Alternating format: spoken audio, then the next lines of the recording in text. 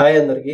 ఈ మధ్య మనమైతే రూపాయి విలువ అనేది చాలా తక్కువ పడిపోయిందని అయితే వింటూ ఉన్నాం. ఎందుకు పడిపోతుంది, ఎలా పెరుగుతుంది అని అయితే చాలా మందికి తెలియదు. తెలియని వాళ్ళకైతే ఇన్ఫర్మేషన్ గైస్. అయితే ఫస్ట్ రూపాయి విలువ ఎందుకు పడిపోతుందని అయితే తెలుసుకుందాం. ఫస్ట్ రూపాయి విలువ ఎందుకు పడిపోతుందంటే ద్రవ్యోల్బణం, వస్తువుల ధరలు అనేది పెరిగితే అయితే రూపాయి అనేది పడిపోతుంది. అలాగే డాలర్ కి డిమాండ్ ఎక్కువ పెరిగితే కూడా రూపాయి విలువ పడిపోతుంది. ఎందుకంటే మనం ఏదైనా వస్తువులు కొనేటప్పుడు బయట దేశాలకి డాలర్లతో చెల్లించాలి కాబట్టి మన రూపాయి అయితే పడిపోతుంది.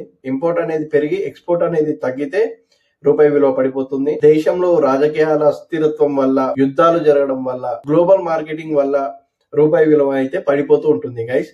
ఇప్పుడు రూపాయి విలువ పెరగాలంటే ఏం చేయాలనే దాన్ని తెలుసుకుందాం. మన దేశంలో ఎకానమీ అనేది చాలా స్టేబుల్ గా ఉండాలి. ఎక్స్పోర్ట్ అనేది పెరగాలి. విదేశీ పెట్టుబడులు, ఇంకా మన దేశీయంగా తయారైన వస్తువులకి, మేక్ ఇన్ ఇండియా వస్తువులకి మనమైతే ఎక్కువ ప్రాధాన్యత ఇవ్వాలి. ఇంకా వస్తువుల ధరలు అయితే తగ్గాలి. ఈ విధంగా కొన్ని పాయింట్లను బేస్ చేసుకుని రూపాయి విలువ అనేది పెరగడం లేదా తరగడం అయితే జరుగుతుంది గైస్.